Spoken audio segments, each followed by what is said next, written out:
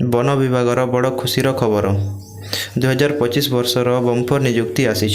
हाँ बंधुगण, एटी बहुत बड़ अवसर आसी। वन विभाग फॉरेस्ट डिपार्टमेंट द्वारा 2025 वर्षर नुआ नियुक्ति घोषणा कर 7400 रु अधिक पदवी एही भर्ती होउछि, जहाँ एक सरकारी चाकरी अटे।